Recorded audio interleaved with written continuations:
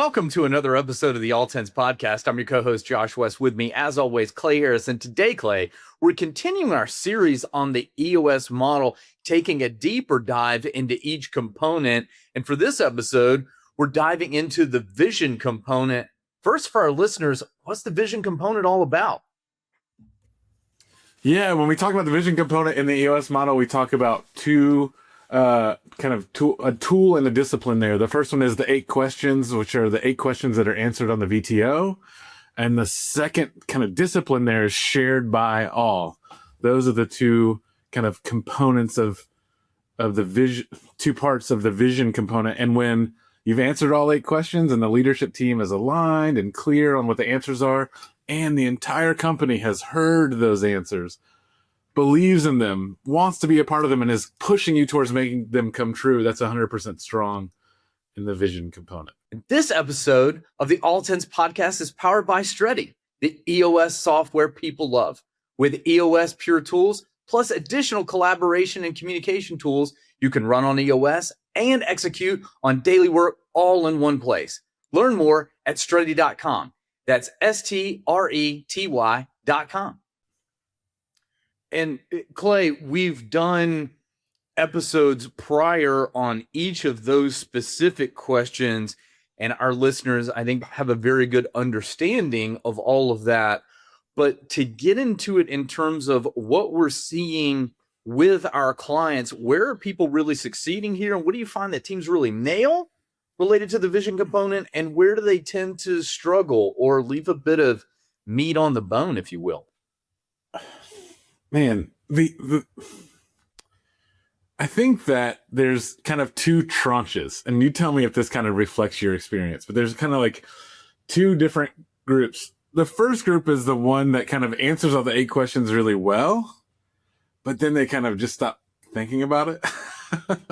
And then there's this other one that is really, they answer the questions well, and they know the VTO inside and out as a leadership team, but then they just kind of like fall down on the way to delivering it to the rest of the company, So like maybe those are pretty similar in retrospect, but I feel like that's like, I was literally with a client.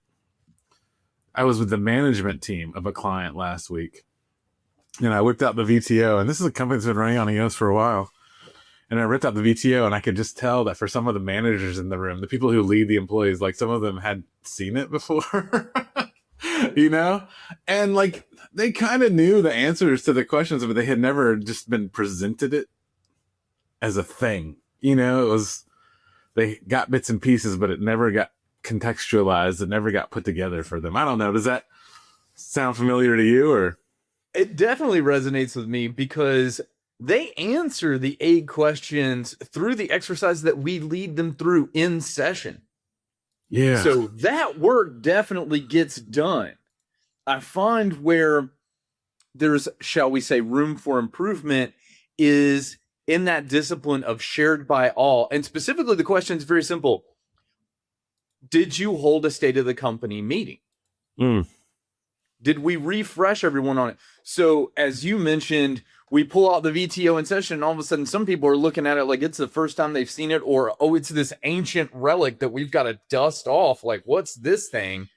And really, a state of the company is more than simply refreshing people on the VTO and those 8 questions that we answer. We've done other episodes on that, but this is a big part of that. And when people don't follow continuing to have that regular state of the company and really refreshing everybody on it, I find that, it is that proverbial tree that fell in the woods once upon a time. And now is anybody there to hear it? Yeah, man, there's this thing that I'm kind of rolling around in my head, which is like reminding ourselves that we're here to run a great business, not to like be great at tools. You know what I'm saying? I say that same thing all the time. Yeah, right. And so it's like, man, we've answered the 8 questions, and we held this really like kind of clinical state, whatever. We send it out and we talk about it. The magic of those 2 disciplines, right, is that when they come together with like and are delivered authentically, like with context and like what, I use these three words, especially when we're doing VTO in the session room a lot. Like I want the leadership, these three words: clear, aligned, compelling. And they don't agree in terms of like verb tense or whatever, or maybe they're not even verbs. You know what I'm saying? But I want the leadership team to answer the questions with real clarity, like using simple language. When people read them, they're like, I get it, right? Like I want it to stand on its own, right? I want them to be aligned, the leadership team to be aligned down to like every single word, punctuation mark, all those sorts of things. Like we got to be aligned. Like, we got to be tight. So it's clear, we're aligned. But the magic of the thing isn't that it's well written. The magic of the thing is that when you share it with them, people are like, hell yeah, let's do that. Right? Multiple examples. Yeah, go. We've talked about it on the pod before. I'm going to say it again. Have core values call outs. You're not up there to read the core values. You're up there to say it. And then most of that should be fueled with calling people out and having those examples and those stories that are only going to occur in that particular state of the company for those call outs. When you're talking about your core target, in many cases, a 10-year target, you don't say, hey guys, our 10-year target is, it's like, come on. Like, yeah, have some oomph behind it.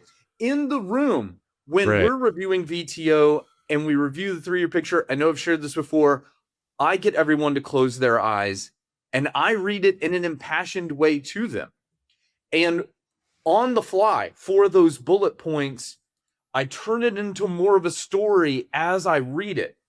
Yes, right. I may preface it with, you have these things, right? And it's almost like I'm reading it as sort of a manifestation or an affirmation to them. And a lot of times when we come out of that, they go, oh, you read that differently. And I'm like, yeah, because what we're trying to convey, like that got done, but in a way that, as you said, is a bit more authentic. Yeah. And is a bit more of that story rather than us just reeling off phrases from a bulleted list. So there's another thing there. But how are we using it? And I'll give you another example. I had a client last week. We were talking about core values, but I think this applies to the whole VTO. And she said, she's like, when I think about that, it just feels kind of hokey. And those were her words. And I don't know what the definition of hokey is, but what I gathered from that was that it just felt like a little inauthentic, or it felt like when people are going to be like kind of judging me. Maybe I'm putting words in her mouth now, but that's what I kind of perceived it to mean. Is that like, man, I kind of feel awkward doing that because I don't want the people to laugh at me. And that's a fair thing as leaders, man, like the inner critic, I promise, is louder than any external critic that actually exists, right? Like you're always kind of having those kind of crises of self-confidence and all that kind of stuff. My promise to you is that if you just start kind of like doing the core value shout outs, or even painting the 3-year picture with some passion, right? Or talking about your rocks as a commitment, and we're going to work our tails off to make these things come true this quarter. And guess what? Our goal is 80%.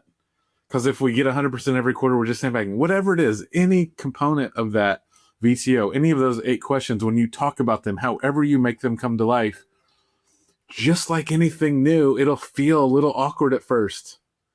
The first time you got on a bike, it was like you had to think about it a lot.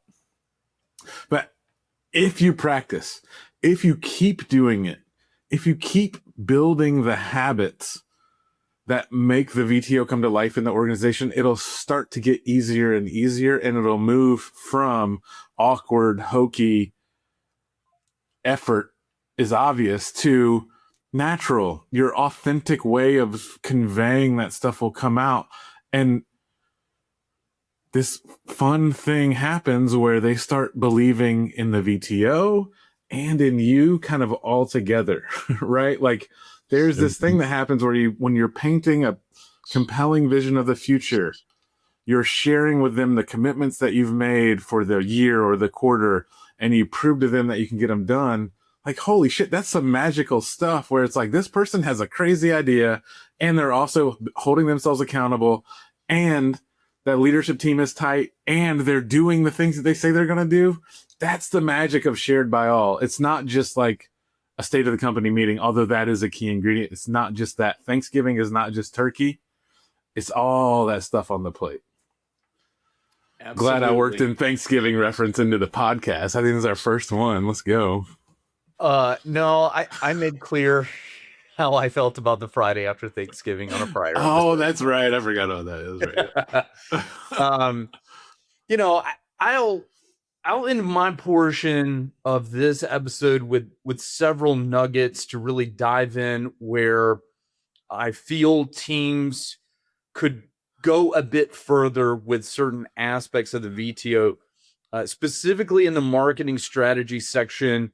When we talk about the target market, I find that many teams don't have a problem with the demographic and geographic profiles of their customer, but the psychographics, what those prospects believe, what they think, what they feel, what they value.